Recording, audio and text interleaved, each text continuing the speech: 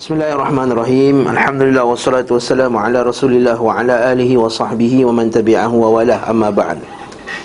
Disambung pengajian Sahih Muslim kita pada hari ini. Tapi sebelum kita mulakan, di sini saya suka nak komen sikit berkenaan dengan baru-baru ni kita ada satu doktor perubatan yang cuba untuk komen tentang masalah Islam seolah-olah dia itu seorang ulama yang besar. Dr. Farouk Musa namanya. Baru-baru ni dalam satu seminar dia mengatakan bahawa terjemahan waladhdallin ghairil maghdubi alaihim waladhdallin, al-maghdub tu Yahudi, ad-dallin itu Kristian. Dia kata itu tafsiran ekstremis. Dia kata itu tafsiran ekstremis. Sebab dia kata tafsiran itu adalah tafsiran yang menyebabkan kita ni jadi hostile kepada orang Yahudi dan Nasrani. Bukan jadi hostile. Bila kita faham bahawa ad-dall yang sesat tu Nasrani dan al-maghdub dimurkai itu adalah Yahudi, bukanlah maksudnya kita berlaku zalim kepada dia. Lepas tu dia letak pula bawah tu ayat-ayat berkenaan kita kena memerangi ahli kitab. Tidak. Sedangkan Allah Ta'ala kata la tajidanna ashaddan nasu adawatan ashaddan nasi adawatan lil ladzina amanu al yahuda wal ladzina asyraku wa la tajidanna aqrahum mawaddatan lil ladzina amanu alladzina qalu inna nasara dzalika bi annahum qissisina war ruhbana. Sebab tu Allah Ta'ala kata dalam Quran, kamu akan dapati orang yang paling memusuhi Islam adalah orang Yahudi dan orang musyrikin. Dan orang yang paling baik dekatnya hubungan dengan orang Islam adalah orang Kristian yang mengatakan inna nasara. Kerana pada mereka itu ada kesisin, ada juga pada padri war ruhban, orang kuat ibadah di kalangan mereka. Dan mereka itu beriman kepada ayat-ayat Allah. Jadi kat sini kita beritahu bahawa bukanlah maksudnya bila Allah Ta'ala mentafsirkan al-maghdub, maksudnya kita mesti membunuh dia, buat zalim kepada mereka. Tak boleh. Sebab dalam Islam kita ada orang kafir yang dipertahankan darahnya, seperti kafir dhimmi, seperti kafir muahid, seperti kafir musta'man dan lain-lain. Tapi tafsiran, dia kata tafsiran itu adalah tafsiran yang ekstrim. Itu adalah seolah-olah menuduh Nabi Muhammad SAW adalah orang yang ekstrim. Sedangkan tafsiran itu sabit dalam hadis riwayat At-Tirmizi. Kan hadis Adi bin Hatim At-Ta'i. Hadis Adi bin Hatim At-Ta'i dalam surah Al-Fatihah itu ma'ruf. Kisah tersebut Nabi katakan Adi, wahai Adi, kamu tahu tak siapa itu al-maghdub, iaitu al-Yahud. Kamu siapa tahu al-dhalin, iaitu Kristian. Yang kedua, bukannya sekadar batang tubuh orang Yahudi dan Kristian yang dimurkai itu atau yang sesat tu, iaitu yang penting daripadanya adalah sikap Yahudi yang dimurkai itu. Bukan batang tubuh Yahudi itu dimurkai, sikap Yahudi yang dimurkai. Kenapa al-maghdub tu Yahudi? Sebab pertama, mereka ada ilmu, mereka tak amal, mereka tahu tentang kebenaran Nabi Muhammad SAW. Ya'rifunahu kama ya'rifuna abna'ahum. Mereka mengenali Nabi Muhammad SAW macam mereka mengenal anak-anak mereka sendiri. Mereka yuharrifuna al-kalima an mawadhi'ih. Mereka menukar Al-Quran itu. Mereka menulis Al-Quran dengan tangan mereka sendiri, menulis kitab mereka dengan tangan mereka sendiri dan mengatakan itu daripada Allah. Yaktubuna bi aydihim fi thumma yaquluna hadha min indillah liyashtaru bihi thamanan qalila. Mereka juga yakuluna amwalan nas bil batil. Mereka juga mengambil harta manusia dengan cara yang batil. Nampak? Itulah sikap yang dimurkai daripada Yahudi, bukannya batang tubuh Yahudi. Kalau tidak, Nabi SAW akan banyak pada Abdullah bin Salam Yahudi.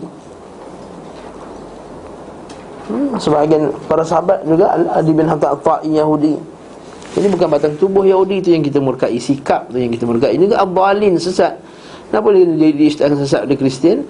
Kerana mereka itu beramal dengan tilka amaniyuhum illa amaniya wa inhum illa yadhunnun. Mereka itu beriman dengan kitab mereka melainkan angan-angan saja, wa inhum illa yadhunnun. Dan mereka tidak ada ilmu tentang kitab mereka. La ya'lamuna al-kitaba illa amaniya wa inhum illa yadhunnun. Illa amaniyuhum. Melainkan harta hanyalah sakaan-sakaan mereka. Jadi bila doktor ini, pertama dia doktor perubatan, sebab dia adalah pengurusi apa? IRF kan? Islamic bukan really Renaissance Islamic Renaissance Forum. Masya Allah, kufur, buatan kufur. Lepas tu dia kata tak boleh dakwah orang lain. Islam dengan dakwah orang kafir dengan dakwah Islam, baru kita boleh jadi aman. Subhanallah. Sebab dia tak mengaji. Sebab apa? Sebab tak ngaji. Sebab tak ngaji. Sebab la yatalaqqal ilm minal ulama, min afwahil ulama. Apa sebab orang jadi macam tu? Sebab mereka tidak mengambil ilmu daripada mulut-mulut para ulama kita. Agama ni perlu diambil daripada mulut para ulama, para ulama salafus salih. Kita dah tengok dah sejarah dulu. Lepas tu alhamdulillah Allah Ta'ala telah jadikan pada sejarah orang dulu sebagai bukti macam mana orang yang sikap dia macam ni, dia akan menyesatkan orang. Cuba tengok orang mula-mula sekali menolak qada dan qadar, Ma'bad al-Juhani. Mereka orang yang baca Quran, dia baca Quran, yaqra'una al-Quran wa yataqaffaruna al-ilm, dan mendakwa ilmu. Tapi bila ditanya para ulama lain, bahawa dia tidak pernah duduk pun dengan para ulama-ulama yang ada pada zaman tersebut. Sedangkan pada waktu ada sahabat, ada tabi'in, ada hebat-hebat yang mengaji hadis apa semua. Mereka tak duduk dengan orang macam ni untuk menuntut ilmu. Akhirnya dia tersesat. Itu juga dengan Ali Jaham bin Safwan, orang yang menolak sifat, juga tak duduk dengan para ulama. Begitu juga Wasil bin Atha, orang yang mula-mula sekali berakidah dengan mazhab Mu'tazilah. Dia awalnya duduk dengan majlis Hasan al-Basri. Dia duduk dalam majlis, dia belajar dengan Hasan al-Basri, seorang tabi'in yang hebat. Lepas Sa'id bin Musayyib, antara tabi'in yang hebat adalah Al-Hasan al-Basri. Tapi dia meninggalkan majlis Al-Hasan al-Basri. Itu jadi sesat lepas tu. Lepas tu kita ni ilmu, hendaklah kita ambil ilmu daripada min afwahil ulama, daripada mulut-mulut para ulama. Kalau kita siapa ulama zaman sekarang, itu ulama-ulama yang telah disepakati akan kehebatan ilmunya, macam Syekh Shalih Fauzan Al-Fauzan, Syekh Muhammad Shalih Utsaimin, kalau masih hidup lagi Syekh Abdul Razak Al-Badar, Syekh Abdul Muhsin Al-Abbad.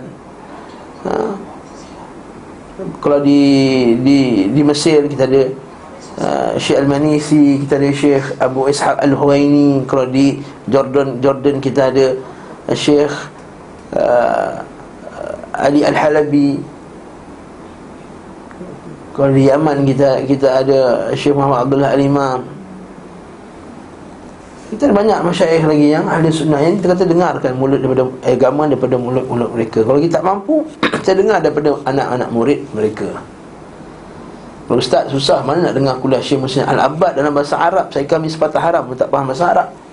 Jadi kita mengaji daripada anak-anak murid mereka yang diketahui, yang melazimi majlis-majlis mereka. Sepertinya macam sekarang ni yang melazimi kuliah Syekh Muslim Al-Abbad, seperti Ustaz Asi Sobri contohnya, yang melazimi kuliah Syekh Muslim Al-Abbad. Itu ma'ruf bahawa dia melazimi kuliah masyaikh-masyaikh, yang dia tahu dia duduk dengan majlis para masyaikh dan mengaji daripada mereka. Kalau tak mampu, kita ngaji dengan anak murid mereka. Ya. Sebab tu kita tengok orang macam ni, yataqaffaruna al-ilm, iaitu yang mendakwa ada ilmu, muta'alim, bukan muta'alim, muta'alim dengan ain yang panjang. Maka kita kata itu adalah punca kerosakan umat sekarang. Punca kerosakan umat, semua nak bercakap.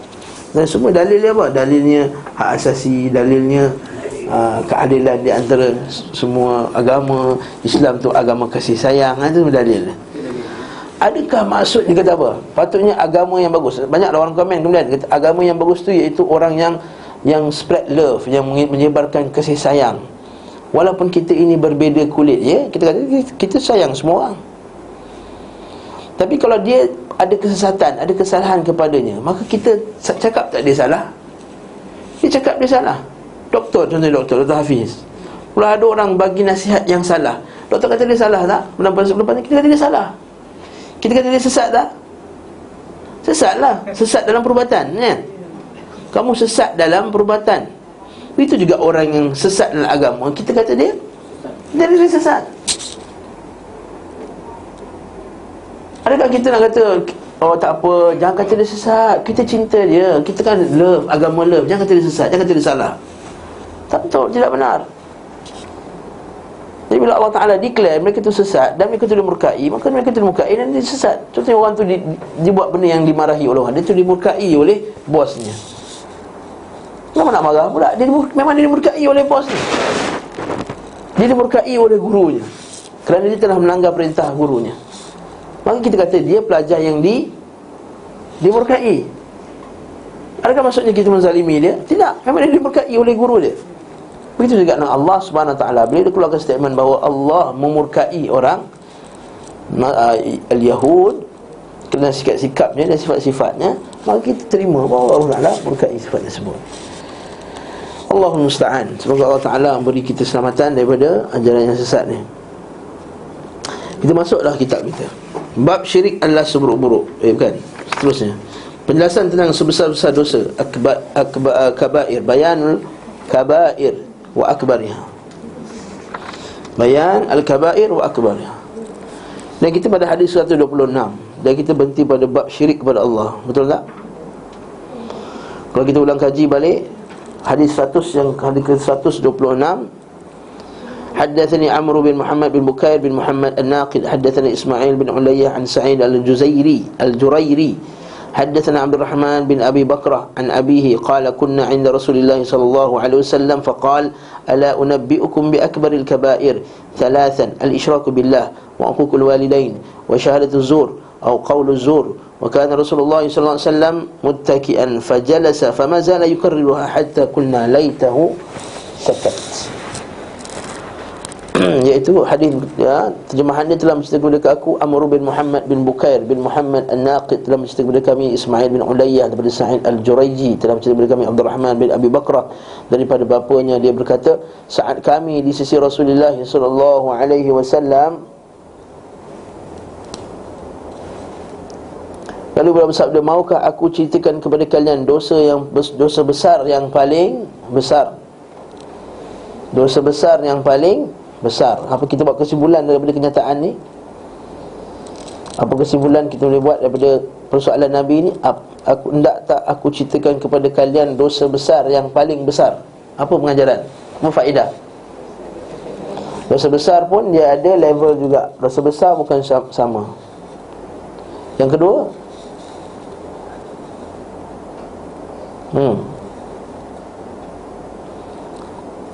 kalau ada dosa besar, maksudnya ada dosa kecil.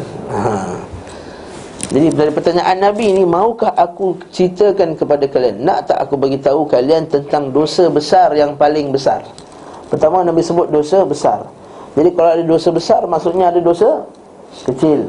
Dan kita telah bincangkan apakah takrifan dosa besar dan apakah takrifan dosa kecil. Siapa ingat lagi? Ingat lagi? Dosa besar yang perlukan taubat. Ya, betul juga. Tapi itu bukan takrifan yang jami' dan mani'. Siapa ingat takrifan dia? Allah Ta'ala menyebutkan azab, Allah Ta'ala menyebutkan balasannya secara pasti, sama ada balasan di dunia maupun balasan di akhirat. Itu kita kata dosa al-kabair. Adapun as-saghair, iaitu Allah Ta'ala sebut dia salah, tapi tak sebut kesalahan, tak sebut apa hukuman dia. Contoh dosa besar.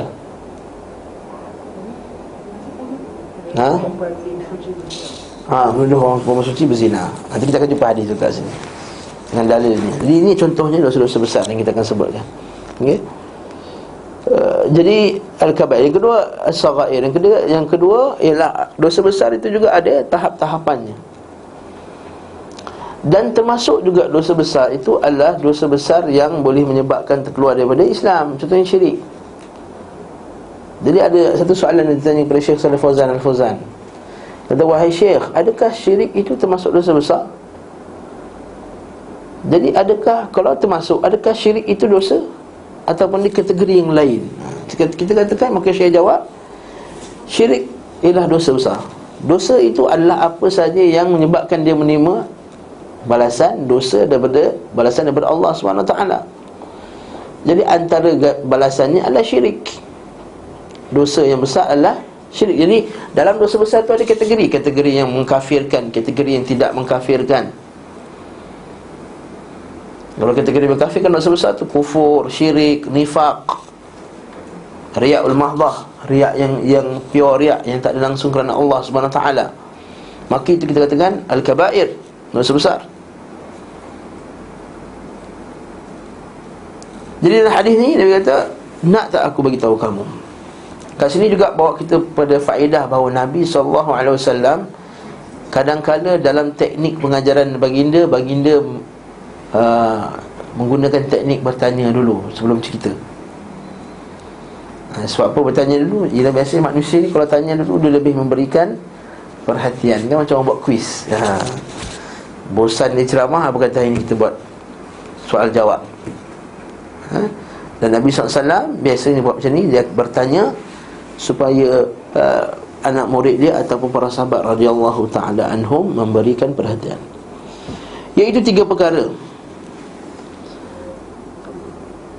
Adakah maksud dosa besar ni 3 je? Ni top 3. Nanti kita akan jumpa hadis lain, top 3 lain pula. Kalau kita tengok hadis 127, kita tengok, kenapa kita tengok saja? Sebab hadis 127 hampir sama. Telah menceritakan kepada kami Yahya bin Habib Al-Harithi, telah menceritakan kami Khalid iaitu Ibn Harith, telah menceritakan kami Syu'bah, telah menggambarkan kepada kami Ubaidillah bin Abu Bakar bin Anas bin Nabi SAW tentang dosa besar. Beliau bersabda, syirik kepada Allah, derhaka kepada orang tua, membunuh jiwa. Ada tambah pula di situ, ada bunuh jiwa pula. Hadis sebelum ni ada bunuh tak? Tak ada. Dan yang keempat, kata-kata palsu.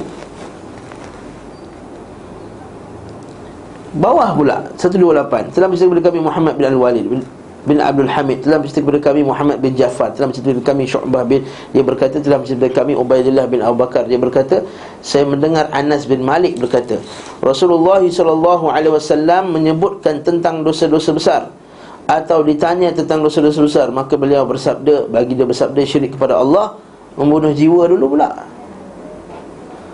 durhaka kepada orang tua. Lalu beliau bersabda lagi, mahukah kalian untuk aku beritahukan tentang dosa-dosa besar? Beliau bersabda lagi, perkataan dusta. Lalu beliau berkata, perkataan dusta, dan dugaanku yang paling kuat adalah persaksian yang palsu. Okey, hadis ini tidaklah menunjukkan bahawa dosa besar itu 3 je, satu. Tapi kenapa 3? Biasanya Nabi SAW disebut bilangan supaya orang senang ingat. Itu satu. Contohnya Nabi kata sifat ayatul munafik salah, tanda munafik itu 3. Sedangkan tanda munafik ada banyak lagi, berpuluh-puluh. Tapi Nabi sebut 3. Pertama, mungkin ketiga tu Nabi nak bagi yang ingat yang paling penting antara banyak-banyak tu. Betul lah kata orang Masirah tadi, yang 3 yang top sekali antara dosa-dosa besar. Dan mungkin juga kita kata antara sebab yang Nabi sebut bilangan supaya kita senang ingat bila kita bilang 1, 2, 3. Contohnya bila kita resipi kejayaan, para motivasi kata ada 3. Jangan resipi kejayaan bukan 3 je, ada banyak lagi. Jadi teknik Nabi SAW nak bagi orang ingat, nak bagi orang memberikan perhatian, Nabi sebutlah bilangan 3. Ya, itu yang pertama, mensyirikkan Allah. Kita dah huraikanlah masalah mensyirikkan Allah ni panjang pada kuliah yang lepas. Yang kedua, mendurhakai kedua ibu bapa, uququl walidain, ma'ruf. Dosa yang ma min dhanbin ajdaru 'ala Allah. Tidak ada dosa yang paling besar di sisi Allah.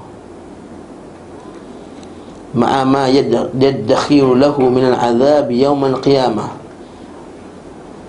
Dan tidak ada dosa yang Allah Ta'ala bersegera nak mengazabkan orang ni, orang yang melakukannya, dengan apa yang dikumpulkan pula dengan azab di akhirat kelak, daripada qati'atur rahim, daripada potong silatur rahim. Kata para masyayikh, kata para guru kita, Syekh Abdul Razak Al-Badar, dia kata, kalaulah potong hubungan dengan orang lain pun macam tu dia punya balasannya, apatah lagi dengan Allah, dengan kedua ibu bapa, uququl walidain. Al-aq, sebab tu perkataan uquq, uququl walidain. Nampak tak bahasa Arab dia? Ain, qaf, waw, qaf. Daripada perkataan aqqa ya'uqqu, iaitu maksudnya potong. Bukankah kita buat aqiqah? Daripada perkataan yang sama juga, aqqa. iaitu maksudnya potong. Aqiqah maksudnya pemotongan tengkuk ataupun leher ataupun urat pada binatang ternakan tadi. Itu dia panggil aqiqah.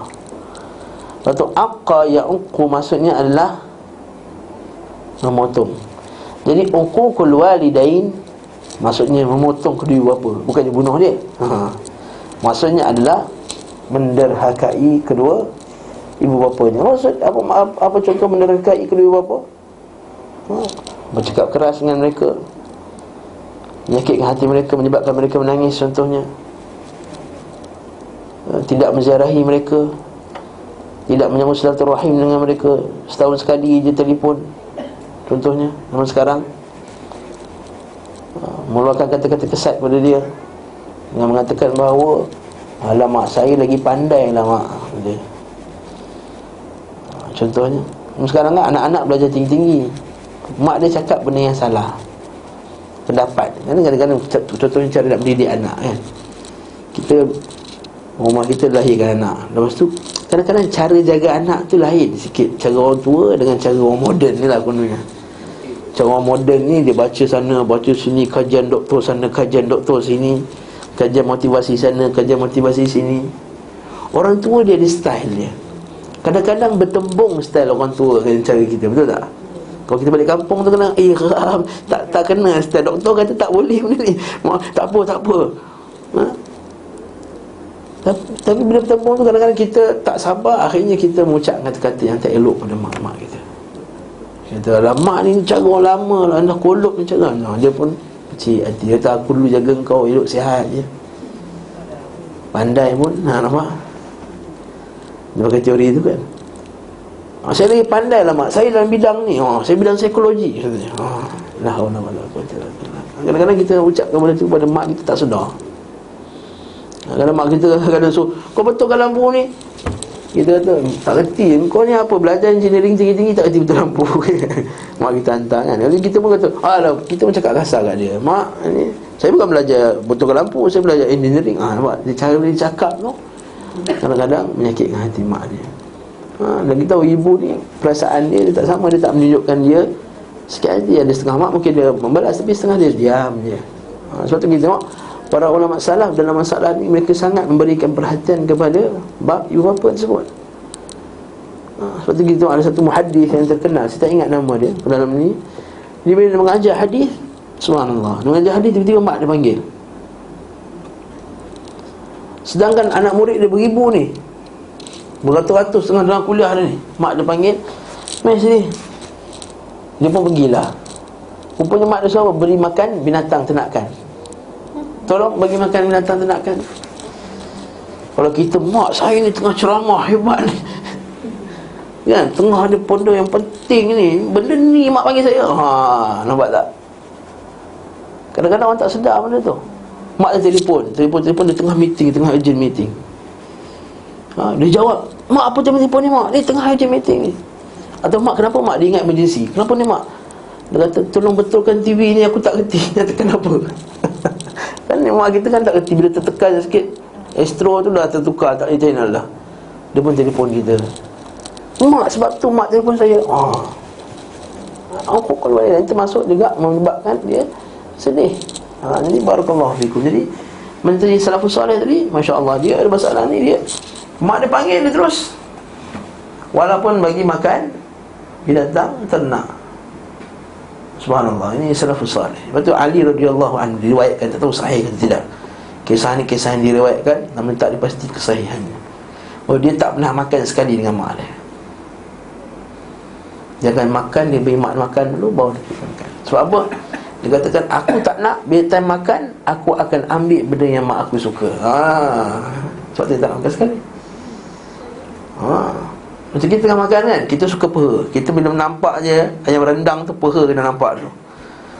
Mak kita pun suka peha juga, kita sap ambil. Mak kita tak apalah, anak ya, mak tu tak ada masalah, dia tak dosa pun. Tak dosa pun sebenarnya. Dosa ke tak? Tak dosa. Tapi salafus salih, dia punya nak beri perhatian kepada mak dia tadi. Dia tak nak terguris mak dia. Dia kata, mak makan dulu, mak ambil mana yang mak suka dulu. Tapi kalau mak dia tahu kalau anak dia suka itu, dia tak ambil yang itu. Barakallahu fiik. Ini salafus salih. Ada sebahagian tu kata Ibn Abbas, pernah ditanya tentang seorang lelaki yang dukung mak dia ketika haji kan, dalam kisah tu tahu kan? Dukung mak dia pergi haji semua daripada tawaf, sa'i, pergi Mina, pergi melontar, apa semua last sekali dia kata kat Ibn Abbas, wahai Ibn Abbas, aku dah balas kerja mak aku. Tak, walaupun satu contraction yang dia terasa pun aku tak dapat balas lagi. Jadi kita kata rahimahullah, ini uququl walidain. Lepas tu derhaka mak ayah besar. Lepas tu Allah Ta'ala sebut anishkurli walidaika. Lepas Allah, mak ayah. Ridallah firidal walidain. Ma'ruf. Bagi orang yang mengaji pasti dia tahu masalah ini. Cuma praktikal itu susah sikit. Mengaji tu dah banyak dah tahu hadis Nabi-nya, ayat Quran. Praktikal tu susah. Bila balik kampung tu tak boleh buat macam tu. Yang lebih teruk lagi, dia yang suruh mak dia jaga anak dia pula, kan? Sampai dia bagi duit setiap bulan. Tu ada satu orang perempuan ni jumpa saya, kata, Ustaz, kalau anak saya bagi saya duit sebab saya jaga cucu dia, saya tak nak ambil duit tu. Saya bukan pekerja dia. Tapi kalau nak bagi duit kerana kasih sayang dia kat saya ambil. Lepas tu dia kata, kalau anak dia kata, nah mak ambil duit ni, gaji jaga anak, dia tak ambil. Bahkan mengecikkan hati mak dia ni. Apatah lagi dia dalam suruh jaga, lepas tu banyak komen pula. Faham tak? Kenapa mak buat macam ni? Kenapa? La haula wala quwwata illa billah. La haula wala quwwata illa billah. Dia diam je lah, orang tua kita. Kadang-kadang dia cakap benda yang tak ni, diam je. Kecuali selagi benda tu tak memudaratkan, tak memudaratkan dan tidak melanggar perintah agama, biar je lah. Biar je. Kadang-kadang style jaga anak kan, pukul 6.30 kena mandi, lepas tu ni kena ni makan, kena suap, perempuan kena bedak, pompak semua. Kita baca bedak tak bagus, kita bedakkan juga muka dia apa semua. Tak ada apa, biar. Masa dia balik kampung biar dia buat. Masa kita kat sini tak apa, kan? Kalau budak nak main, kita biarlah dia main. Kalau benda tu tak ni, jangan bertembung dengan mak kita. Selagi benda tu tidak melanggar syariat dan tidak memudaratkan. Kerana tidak ada ketaatan kepada mereka adalah wajib. Kan? Bahkan Nabi SAW, orang nak pergi, dia nak pergi perang.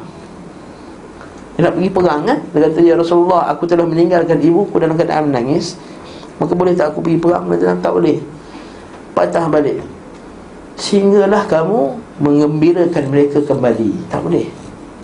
Hari yang kedua, seorang lelaki kata, aku dah buat ini, aku dah buat dosa ini, aku dah buat dosa ini, aku dah buat dosa ini. Adakah bagiku taubat, wahai Ibnu Umar radhiyallahu anhu, Ibnu Abbas? Ini kita ada al-mufrad. Ibnu Abbas kata, mak kau masih hidup lagi ke?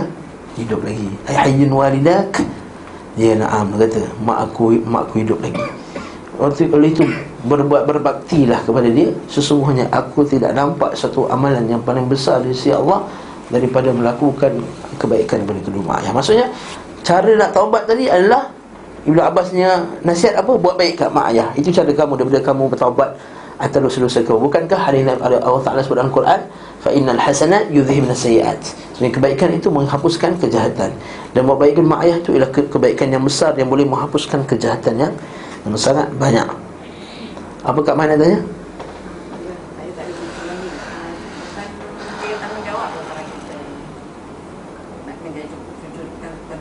Bukan anak mak dia lah jaga.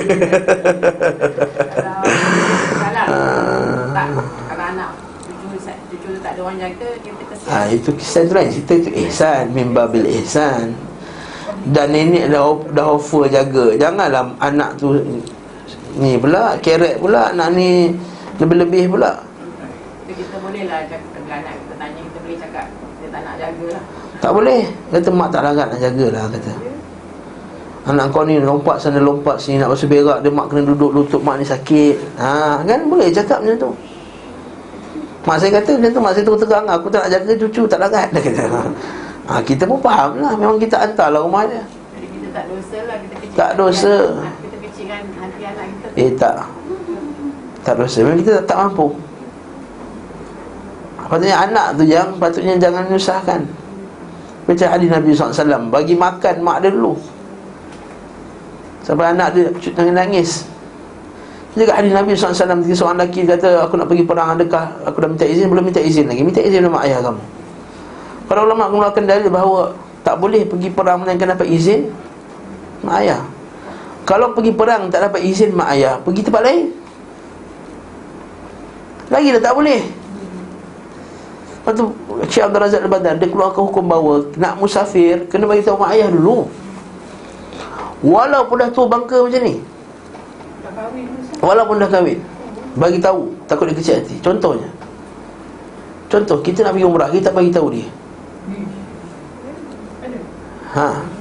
Sesudah balik, kau pergi umrah sampai tak bagi tahu mak nak pesan doa apa, bagi tahu. Mak, minggu ni saya pergi Kelantan ada program. Mak, minggu ni saya nak pergi Sabah ada program. Mak, minggu ni pergi Johor. At least bagi tahu dia. Zaman sekarang lagi tak ada alasan. Kalau zaman dulu ada juga daruratnya, atau tak boleh jauh, nak hantar surat susah kan. Zaman sekarang ni dah terkeluar segala halangan tu. Lepas tu para ulama kata, kalau pergi jihad kena minta izin mak ayah, apatah lagi pergi belajar. Dia nak sangat nak pergi luar negara. Anak pergi England, mak, I nak ngaji kat sana. Mak dia tak payah pergi. Nak juga. Buat tak standard ngaji kat Malaysia contohnya, nak ngaji kat England contohnya. Ada setengah orang macam tu, mak dia bagilah, tak apa, pergi. Dan keadaan hatinya tak rela. Tapi yang mana dia punya mesej tu more. Yes lah, itu ma'ruf. Itu semua tahu kan, mak yang lebih daripada ayah. Hadis yang kurang akhir zaman tu, dia kata kalau apa yang ada tanda yang jatuh kan, kita kenalkan, lepas tu pergi yang Imam Mahdi pergi, walaupun kamu kena mengangkat pun kan. Yes. Dalam keadaan tu pun kalau macam mak tak bagi pun, kalau pergilah kepada Imam Mahdi, pergilah kerana walaupun keadaan kamu merangkak, pergilah mak kita, ajak mak kita sekali, pujuk dia. kalau mak tak bagi, kalau itu dah termasuk dalam perang fardu ain, kena pergi lah. so kalau fardu ain dia pegang, kalau mak tak bagi, Perang fardu ain tak ada. Perang fardu ain izin mak ke tak ada izin mak, wajib pergi. Macam solat lah. Okay. Yang saya masukkan tadi ialah perang fardu kifayah. Mak, minta maaf ya, betul balik, mungkin saya tak beritahu habis. Yang kena minta izin mak ayah itu adalah perang fardu kifayah. Contoh perang fardu kifayah adalah perang apalah kat luar negara, kita menyebarkan Islam contohnya. Ataupun contohnya orang sampai sekarang lah, pergi dakwah sana sini kan. Mak nak pergi dakwah ke tempat sekian dan sekian, dapat izin mak ayah tak usah pergi lah, itu bahaya tempat tersebut, tak usah pergi. Saya tengok nak mengaji, mak nak mengaji kat Yaman, mak kita dengar Yaman ada perang apa semua, tak payah pergilah kat Yaman, Malaysia je lah, kata. Tak usah pergi, tak payah. Sebab tu tak masuk fardu ain pun. Sebab ilmu yang boleh didapati dekat Malaysia juga. Zaman sekarang pula ada teknologi yang moden, menyebabkan kita dah tak jadi darurat dah untuk pergi ke sana.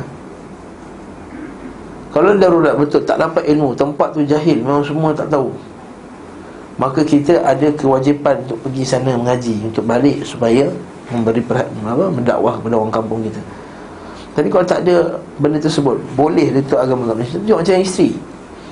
Kerana isteri untuk mematuhi suami, untuk memenuhi tuntutan suaminya, maka tak dapat pergi kuliah. Maka dia kata, ustaz boleh tak saya tak apa, suami marah pun tapi sebab nak pergi kuliah, boleh tak?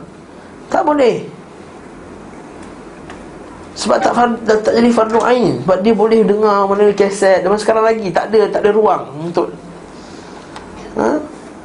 kalau tak boleh, memang nak kena penuhi tuntutan suaminya dan juga anak-anaknya, memang tak boleh dia nak pergi kelas, maka rekod lah. Sekarang ada YouTube dah, apa semua, boleh ngaji. Ustaz, YouTube tak sama ustaz dengan ngaji. Memang tak sama, tapi sekurang-kurangnya kewajipan itu kita perlu timbangkan. Tak boleh kata pergi juga walaupun suami marah. Tak boleh. Ustaz bukan kata ilmu itu fardu ain. Yes, tapi dalam rumah pun kita boleh tuntut ilmu tak? Boleh. Tapi sekarang lagi dah ada live streaming lagi, saya tak boleh buat. Lagi tak ada alasan lagi pula untuk kita kata tak boleh. Barakallahu fikum. Jadi uququl walidain.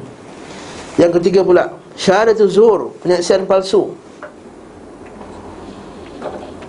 Penyaksian palsu ma'ruf, iaitu kita beri saksi palsu. Contohnya dia nak mengatakan apa, contohnya dalam mahkamah, ataupun kesaksian dalam masalah si fulan dan si fulan. Contohnya orang tanya, Ustaz ni okey tak? Ustaz ni sunnah ke tak? Cakap bohong, tapi bukan cakap bohong. Dia macam cakap bohong. Tapi apa beza kesaksian palsu dengan cakap bohong? Cakap bohong pada umum tak sebila kesaksian saja. Ini pada saksi. Cakap bohong kadang-kadang kita bukan bagi kesaksian. Contohnya cakap bohong. Tapi macam tu, Ustaz ni macam mana? That is macam Itu memberi kesaksian ke atas orang. Lepas tu perkataan kesaksian tu iaitu kita menyaksikan, kita menjadi saksi ke atas fulan dan fulan. Saksi ni bukan dalam bukan mahkamah. court punya saksi lah. Bukan hanya court saja, semua luas. Yang iklan tu Ustaz, Ya, model tu dia cakap saya guna barang, itu bohong. bukan kesaksian juga yang anda kata-kata palsu. Itu adalah dusta. Itu qauluz zur. Sebab tu kata syahadatuz zur, qauluz zur. Kata bohong, saksi bohong. Dia bukan sama, bukan kesaksian. Dia sama dari satu segi, iaitu cakap benda yang tak betul. Dia berbeza dari satu segi sebab cakap bohong tak sepenuhnya jadi saksi bohong. Saksi ni bila orang kata, apa pendapat kamu tentang sekian dan sekian, itu penyaksian.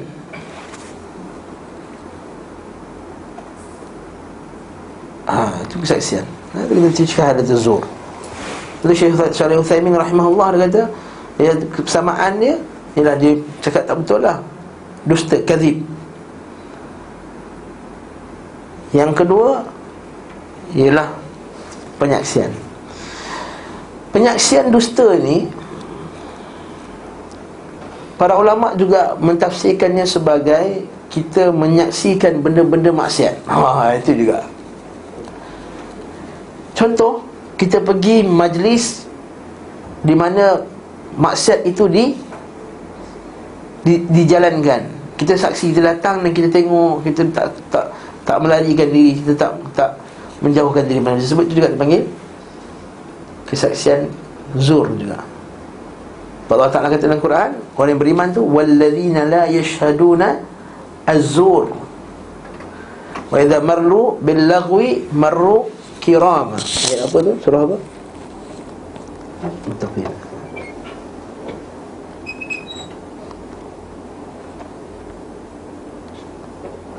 Surah Al-Furqan ayat 72. Maka sebut surah Al-Furqan ayat 72, orang yang beriman itu sikap dia walladzina la yashhaduna az-zur. Nampak tak? Tafi cuba. Kan? Apa terjemahan dia?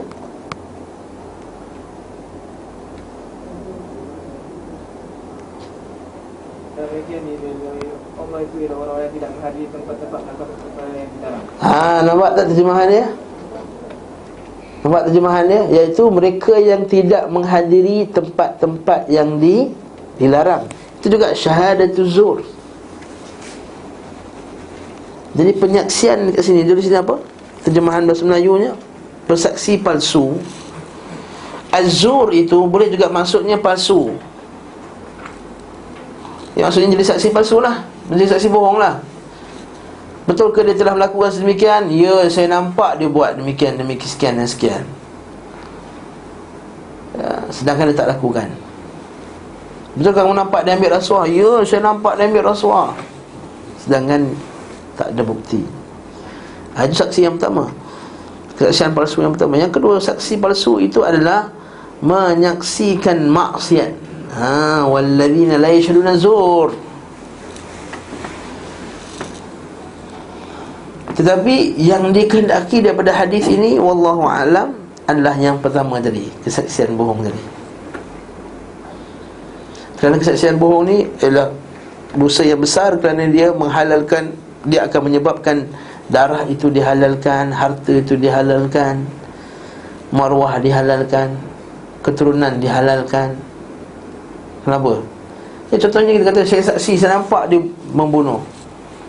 Kemudian hakim percaya pada kesaksian kita, lalu orang tu dihukum Bunuh. Nampak saksi palsu. Zaman sekarang dia saksi palsu. Saya menyaksikan dia buat rasuah, pumpang. Akhirnya orang semua buat demonstrasi, buat apa semua, gaduh-gaduh, jatuhkan, akhirnya negara runtuh disebabkan kesaksian palsu tadi. Kesaksian palsu ni dosa yang besar. Betul, antara juga golongan yang 3 golongan yang Nabi sebut, la yukallimuhumullah wa la yunzuru ilaihim al-qiyamah wa la yuzakkihim wa lahum adzabun alim. 3 golongan yang pelaknat Allah Ta'ala akan takkan hapuskan dosanya, Allah Ta'ala akan tidak akan menyucikan dosanya, dan bagi mereka azab yang pedih adalah saksi palsu. Okey, ini maksud syahadatul zur atau qauluz zur, ataupun kata-kata dusta. Syahadatul zur atau qauluz zur ini syak daripada perawi, bukan daripada Nabi sallallahu alaihi wasallam. Dua syahadatul zur atau qauluz zur, saksi palsu atau kata-kata palsu, itu syak daripada perawi hadis, bukan daripada Nabi sallallahu alaihi wasallam. Kemudian Nabi kata apa? Saat itu beliau sedang bersandar lalu duduk. Mula mutakib jadi sandar. Lepas tu bila sebut qauluz zur mentegak, dah Nabi ulang qauluz zur wa kalimaz zur, syahadatul zur wa qauluz zur.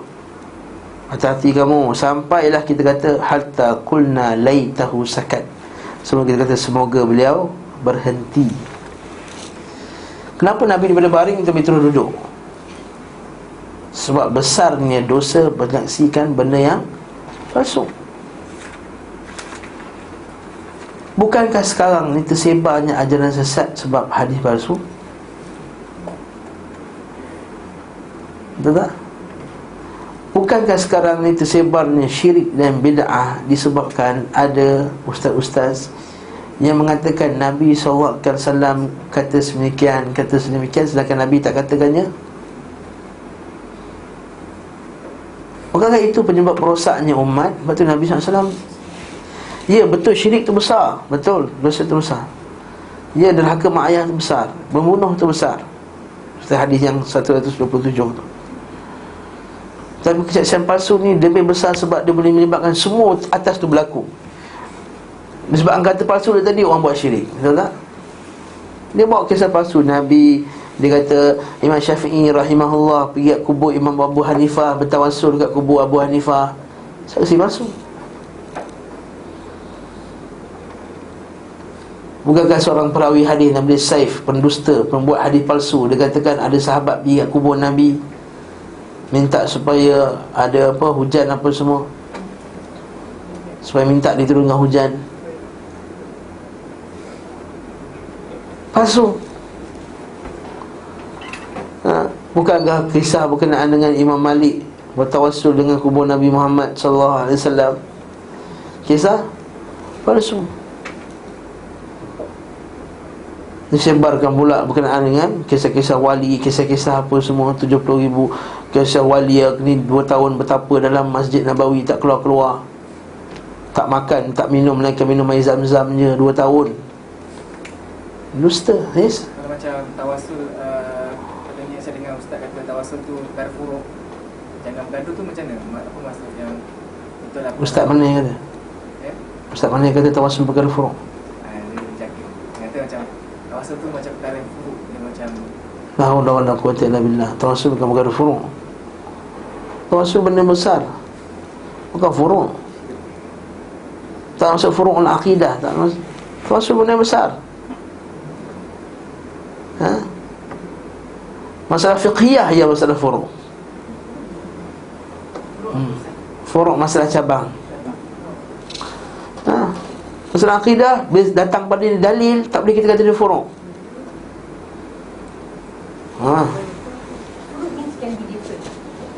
Ya, furu' ni masalah cabang dalam masalah satu perkara. Boleh tak berlaku? Ada juga. Contohnya berkenaan dengan adakah mayat boleh dengar dalam kubur? Itu cerita. Itu berkhilaf, berlaku khilaf dalam masalah akidah. Boleh, tapi nak declare dia furuk tak furuk, itu bukan masalah kita.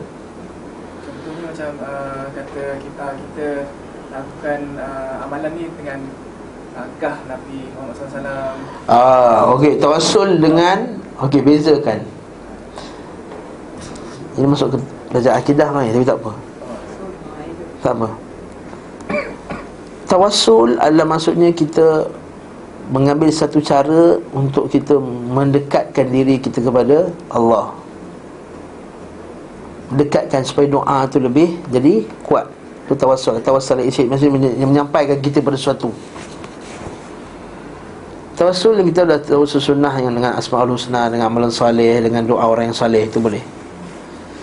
Tawassul yang bid'ah adalah tawassul dengan kemuliaan Nabi Muhammad SAW dan juga dengan kemuliaan orang lain. Ini tawassul yang bid'ah. Dia kata, ya Allah, ya Tuhanku, dengan kemuliaan Rasulmu. Ini tawassul yang bid'ah, sebab tak pernah dilakukan oleh para sahabat. Tawassul dengan kemuliaan Nabi ini pun masih lagi ada, kita kata, perbezaan di kalangan ulama' bab ini.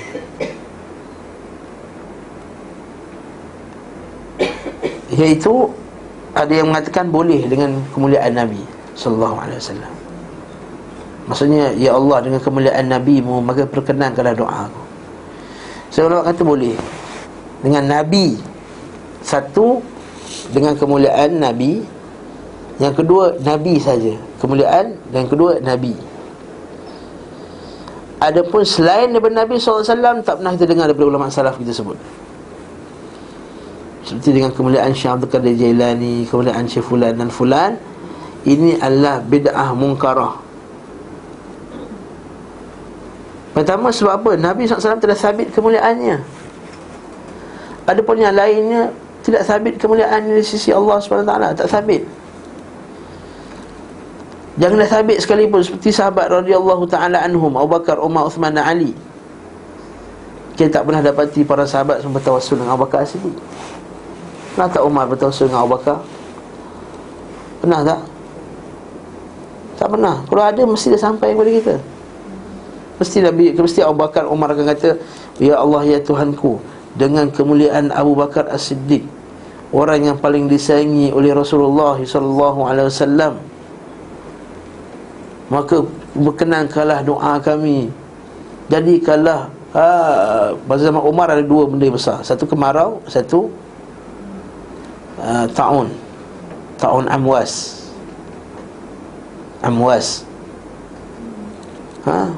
Ta'un berlaku pada zaman Umar Al-Khattab, sehingga sebagian sahabat meninggal pada perang tersebut. Contohnya Abu Bakar Al-Ash'ari. Ada sebagian sahabat meninggal ketika ta'un. Ada tak Umar Al-Khattab kata, ya Allah, ya Tuhanku, dengan keberkatan, dengan kehebatan Abu Bakar As-Siddiq, maka lepas tu Syekh Muhammad Abdul Wahab menghukumnya sebagai bid'ah. Bid'ah furu' kata furu'. Bid'ah benda besar. Nabi SAW suruh jauhi benda bid'ah. Wa man ibtada'a fid din bid'atan yaraha hasanah faqad za'ama anna Muhammadan sallallahu alaihi wasallam qad khana ar-risalah. Kata Ibn Mas'ud, siapa yang membuat satu bid'ah, kemudian dia nampakkan benda itu cantik, nampak bid'ah tu cantik, maka dia telah mendakwa bahawa Nabi Muhammad sallallahu alaihi wasallam telah mengkhianati risalah. Maksudnya tak ajar habis-habis. Dalam hadis lain Nabi SAW sebut, man ahdatha aw awa muhditha fa'alaihi la'natullah wal malaikah wan nasi ajma'in la yaqbalullahu minhu sarfan wala adla. Siapa yang buat bid'ah ataupun membantu ahli bid'ah, melindungi ahli bid'ah, maka ke atasnya laknat Allah, laknat malaikat dan laknat sebahagian sekian manusia. Tidak diterima daripadanya taubatnya dan juga amalan soleh daripadanya, sehingga dia bertaubat kepada Allah. Ini berat ke kecil ke besar ni? Besar. Macam mana kata ini syufur masalah kecil, bid'ah tak bid'ah? La haula wala quwwata illa billah. Mana ada benda kecil masalah bid'ah? Betul tak ada pada ulama kita kata, ini bid'ah kecil dia biarkan. Tak ada, mana ada. Kata Imam Al-Barbahari, jauhilah bid'ah walaupun dia kecil. Sesungguhnya bid'ah yang besar itu datang daripada bid'ah yang kecil. Anak Alhamdulillah jami'at. Jadi kat sini jangan kita anggap benda itu kecil. Benda itu bid'ah. Dan dia pula kata Syekh Shalih Al-Fauzan dan kita cara kita bertauhid, jalan kepada syirik. Bertawassul dengan kemuliaan orang-orang saleh ini jalan kepada syirik. Mula-mula, ya Allah, dengan kemuliaan Syekh fulan dan fulan, maka kurniakanlah. Lama-lama jadi wahai Syekh. Dia dah tukar. Wahai Syekh fulan dan fulan, sampaikan hajat kami kepada Allah. Macam dalam Facebook dia orang forward dekat saya tu, berkenaan dengan video Syekh Hisham Kabbani lebih kat kubur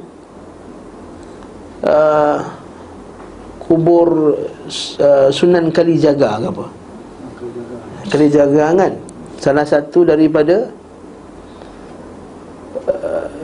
Wali Songo. Salah satu daripada Wali Songo.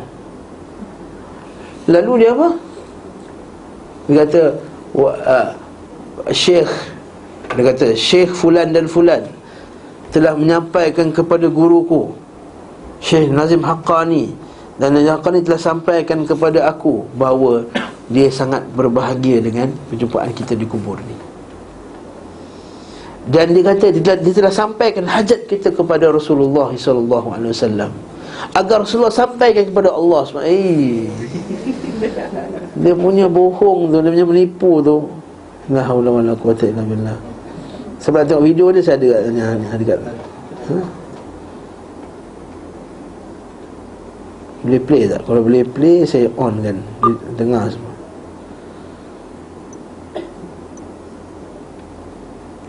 Slow pula. No. Alhamdulillah. One signal came.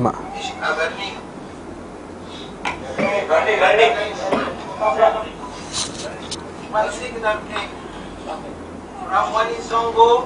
Wali Songo. From Maulana Sheikh, may Allah give him long life. The signal came from Wali Songo to our Sheikh that he is very happy. The signal came from Wali Songo to our Sheikh, dia very happy, ya Pak. Anak tangga yang diterima oleh Maulana Sheikh nanti dan diteruskan kepada Maulana Sheikh dan kepada kita semua. Semuanya itu diterima dari Maulana dan kemudian kita ziarah.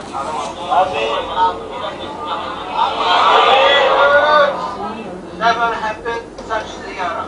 Never happened such ziarah. Dia hebat sekali. That ziarah is being multiplied as if it was like 70,000 ziarah. Penipu ni, penipu agama ni. Geram apa ni.